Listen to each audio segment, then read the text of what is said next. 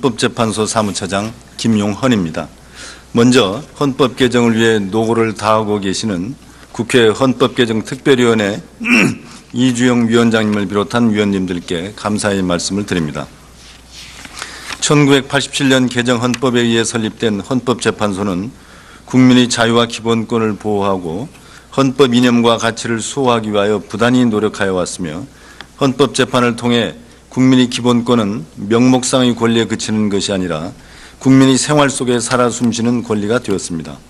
하지만 30여 년의 시간이 흐르는 동안 우리 사회의 많은 부분들이 변화했고, 1987년 개정 헌법 역시 이러한 시대의 변화를 쫓아가지 못하는 부분들이 생겨 개정의 필요성이 있음은 여기 계신 위원님들을 포함하여 국민 모두가 공감하고 있는 바입니다. 헌법 개정안을 마련하기 위하여 모인 이러한 뜻깊은 자리에서 헌법재판소를 대표하여 의견을 발표할 기회를 갖게 되어 진심으로 감사드립니다.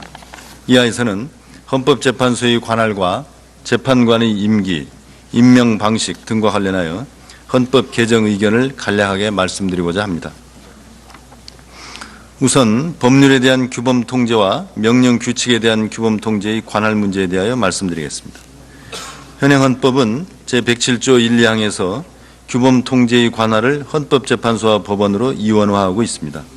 규범 형식에 따라 위헌 여부를 심사하는 규범 통제기관이 이원화되어 있어 헌법재판소와 대법원 간에 헌법 해석의 불일치를 초래할 가능성이 있고, 명령 규칙이 헌법 소원이 대상이 되는지 여부 등 양 기관 간의 관할을 둘러싼 분쟁을 초래하고 있습니다. 법률의 위헌 여부와 그 법률을 시행하는 명령 규칙의 위헌 여부는 규범 체계적으로 상호 긴밀하게 연관되어 있는 문제이므로 이를 통합하여 총체적인 규범 상태의 위헌 여부를 심사하는 것이 효율적인 권리 구제를 위하여 필요합니다. 현재와 같은 이원화된 규범 통제 제도는 통일적인 법체계의 유지에 장애가 될 뿐만 아니라 권리 구제의 공백 상태를 초래할 우려가 있습니다. 따라서 헌법 해석의 통일성과 권리 구제의 효율성을 기할 수 있도록 법률에 대한 규범 통제와 명령 규칙에 대한 규범 통제의 관할을 헌법재판소로 통합하는 것이 바람직합니다. 공법상 권한 분쟁에 대한 통합적 관할의 필요성에 대하여 말씀드리겠습니다. 현행 헌법 제111조 제1항 제4호가 국가기관 상호 간, 국가기관과 지방자치단체 간 및 지방자치단체 상호 간의 모든 공법상 권한 분쟁을 권한쟁의 심판의 대상으로 하면서도 행정소송법상의 기관소송과 항고소송, 당사자소송 및 지방자치법상의 다양한 권한분쟁 소송에 대하여는 개별 법률이 법원의 관할로 규정함으로써 관할권의 혼란과 헌법 및 법률이 정하는 권한 질서의 해석에 혼란을 초래하고 있습니다. 권한 분쟁 자체가 소송의 목적인 경우, 즉 소송물 자체가 권한의 존부 또는 범위에 대한 판단이거나 선결적인 문제인 경우에는 헌법상 권한 배분 질서의 확립과 그 통일적 해석을 위하여 법원이 헌법재판소에 제청하여 그 결정에 따라 판단하는 것이 바람직합니다.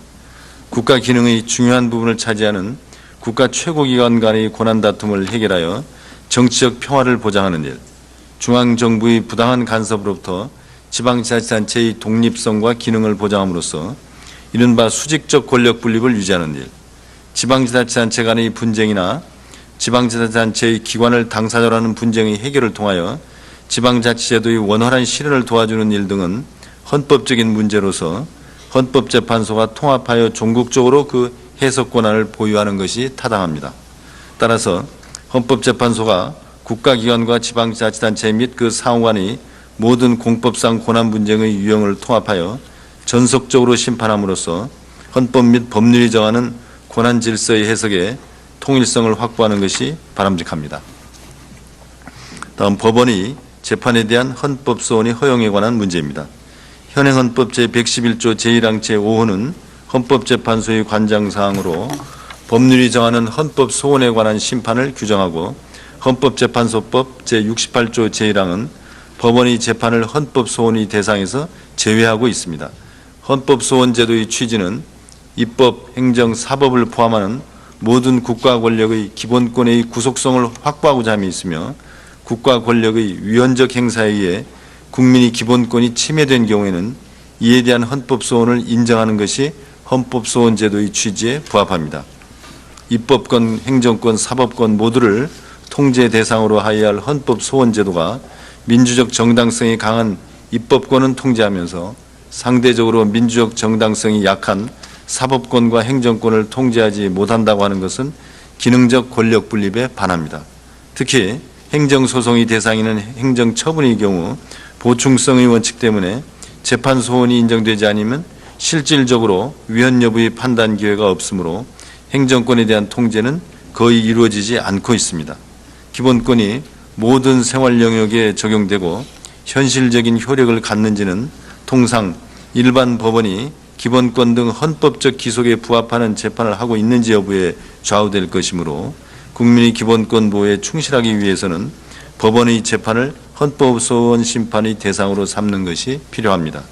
이러한 취지에서 헌법소원 심판에 대한 법률 유보를 삭제함으로써 헌법재판소법에서 헌법소원의 대상을 부당하게 제한하는 위헌적인 상태를 시정하는 것이 바람직합니다. 다음, 선거 및 국민투표의 효력 등에 관한 심판 유형을 신설하는 문제에 대해 말씀드리겠습니다. 현행 헌법에는 따로 명문의 규정이 없고 공직선거법, 국민투표법 등 개별 법률에서 이에 관한 분쟁을 대법원 등 일반 법원의 관할로 규정하고 있습니다. 선거는 국가기관을 구성하고 국가 권력에 민주적 정당성을 부여한다는 헌법적 의미를 가지며 국민투표는 국가의사를 예외적으로 국민이 직접 결정하는 것입니다.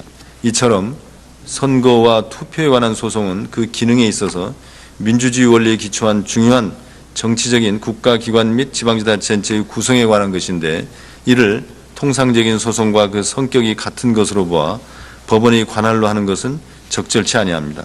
선거와 투표의 헌법적 의미와 중요성에 비추어 선거와 국민투표에 관한 분쟁 해결 절차는 다른 사법적 구제 절차와는 구별되는 헌법적 분쟁 해결 절차이고 헌법재판의 핵심적인 구성 부분이므로 헌법재판의 대상에 해당합니다. 따라서 대통령과 국회의원 선거, 시도지사 선거 등에 관한 분쟁과 국민투표의 효력 등에 관한 분쟁의 해결을 위하여 헌법재판소의 새로운 심판 유형을 신설하는 것이 바람직합니다. 사전적 규범 통제 제도의 일부 도입 문제에 대하여 말씀드리겠습니다.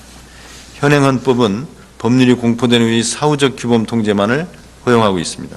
그런데 조약의 경우에 일단 체결된 이후에는 설령 구체적 규범 통제 제도를 통하여 당해 조약이 위헌으로 선언된다 하더라도 국제적인 규범 질서 속에서는 여전히 유효한 규범으로 남고 이는 구체적 규범 통제 제도의 제도적인 취약점이라고 할 수 있습니다.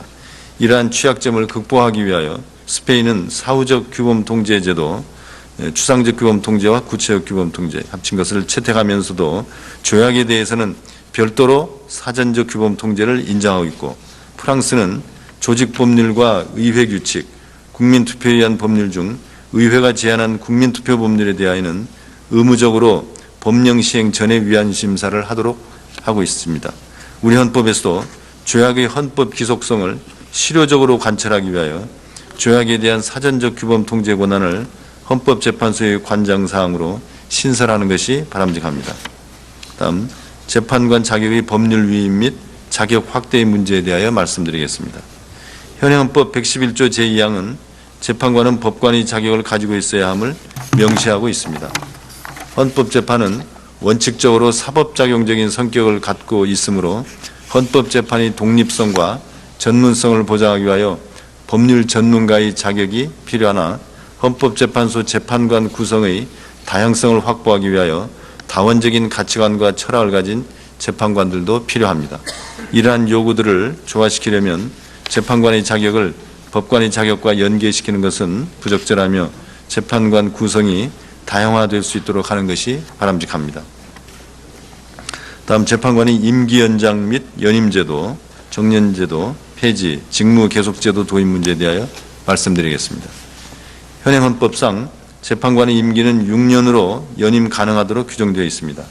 현재의 재판관 임기는 연임제를 전제로 한 것으로 다른 나라의 입법례와 비교하여 상대적으로 짧은 편이며 헌법재판의 전문성과 정치적인 독립성을 보장하기 위하여는 재판관 임기를 9년으로 늘리되 연임제를 폐지하는 것이 바람직합니다. 이 경우 헌법이 정하는 임기제도의 취지를 훼손하는 헌법재판소법상의 정년제도를 폐지하는 것이 타당합니다. 현행법은 재판관의 임기 만료 시까지 후임자가 임명되지 않았을 경우를 대비한 규정이 없어 재판관의 공백 상태가 빈번하게 발생하였는데, 이는 헌법재판소를 구인의 재판관으로 구성한다는 헌법의 취지에 반합니다. 독일의 예와 같이 헌법상 임기제의 예외로서 재판관의 임기 만료 이후에도 후임자가 임명될 때까지 임무를 계속 수행하도록 함이 타당합니다. 다음 재판관 순차 개선 방식 및 보궐제도의 도입 문제에 대하여. 3차장님, 뒤에 아직도 보니까 분량이 많이 남았는데 뒤에 남은 부분은 제목하고 아주 주요 골자 그것만 좀 말씀하시고 설명을 마치는 게 좋겠습니다. 시간이 그렇게 하겠습니다. 재판관 순차 개선 방식의 보궐제도의 도입 문제에 대해서 그거는 그 기간 임기 그대로 할 게 아니라 3년씩 나눠서 하자는 이런 이야기입니다. 다음 재판관 임명 방식의 개선 문제에 대해서 말씀드리겠습니다. 여기는 세 가지로 나누는데 세 가지 안을 제안하는데, 하나는 대통령, 국회, 또 이 대법원이지만은 그 대법원을 지금과 같이 대법원장 개인이 하는 것이 아니라 대법원의 위원회를 만들어서 헌법재판관을 선출하도록 하자, 이런 내용이고, 제2안은 국회가 재판관 전원을 선출하는 방안입니다. 제3안은 대통령이 국회의 동의를 얻어서 재판관을 임명하는 방안입니다. 이렇게 세 가지를 제시했습니다. 다음 헌법재판소의 임기 규정을 신설하는 문제가 필요하다, 이런 내용으로 이미 여러 차례 말씀드린 내용이고, 마지막으로는 헌법재판소 법원 관련 헌법상의 편제 문제는 헌법 그다음에 법률 이렇게 나오는 차원에서 순서를 헌법과 법률, 헌법재판과 일반재판, 이런 체계 정당성 관점에서 헌법재판소 그다음에 법원 이렇게 하는 게 합당하지 않은가, 이렇게 말씀드리겠습니다. 대단히 감사합니다. 이상입니다.